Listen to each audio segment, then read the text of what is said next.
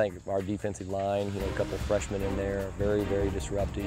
They're strong enough to play right now. They've bumped ahead of juniors and seniors that have played in the past. And, if you can control the edges of your defense, then you're going to be pretty good in both run and pass. And we're putting a lot of pressure on 3 freshman defensive ends to go out there and be something that we've lacked, pass rushers, but also run stoppers. But I'm excited about that. I think we can have some young guys that are ready to play on the defensive side.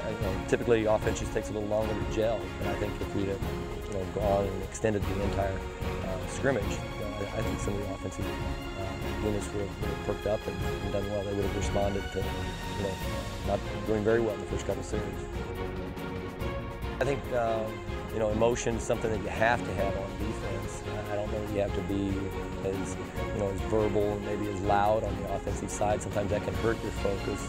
But I think real leadership is production first, and then just making people understand what they have to do to come along with that leadership. But until the quarterback position is solidified, I think sometimes you'll lack a little bit of leadership on the offensive side. But we have some good players over there, and I think more than anything else is just blending them in and making sure that we do the things that it takes to prepare them to play Memphis.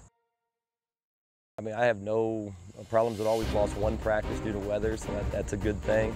And kids have shown up every day. We've had a little bit of a streak of getting practices off to a slow start, but they've always finished strong. We haven't really had a bad practice anywhere through. We've had some corrections to make, certainly, but I'm very happy with where we're at, and hopefully we can just kick it up another notch next week and start making some decisions that, with the lack of the number of plays today, it's going to be a little more guesswork and a little more on practice performance than we'd like, and not as much scrimmage production being evaluated.